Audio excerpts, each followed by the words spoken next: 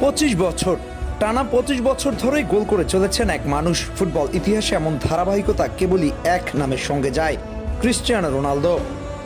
2002 সালে পেশাদার ফুটবলে পা রাখার পর থেকে 2026 সাল একটানা প্রতিটি পঞ্জিকা বর্ষেই গোল করেছেন Ronaldo.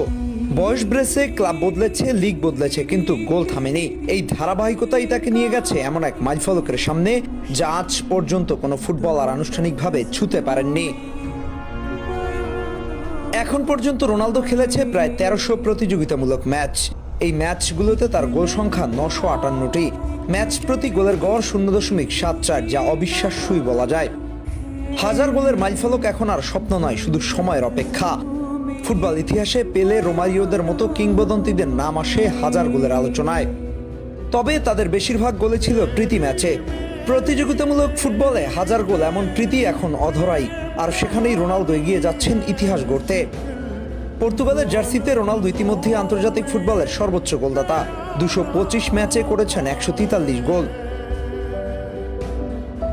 Club career sporting Lisbon থেকে শুরু করে ম্যানচেস্টার ইউনাইটেড, রিয়াল মাদ্রিদ, জুভেন্টাসের হয়ে এখন আল নাসের, সব জায়গাতেই গোল করেছেন নিয়মিত। 25 বছরের এই দীর্ঘ যাত্রায় রোনালদোর সেরা গোলের বছর ছিল 2013। সে বছর তিনি করেছিলেন 69 গোল, যা এক মৌসুমে নয়, পুরো বছরে। অন্যদিকে সবচেয়ে কম গোল করেছিলেন 2003 সালে, মাত্র একটি, তবে সেটাই শেষবার। 2004 সালের পর আর কখনোই তার বার্ষিক গোল সংখ্যা 2 অঙ্কের নিচে নামেনি।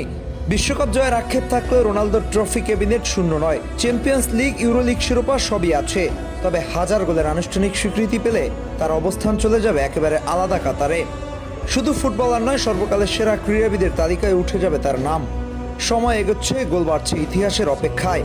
ক্রিস্টিয়ানো রোনালদো এক নাম, এক অধ্যায়, এক অবিশ্বাস্য যাত্রা।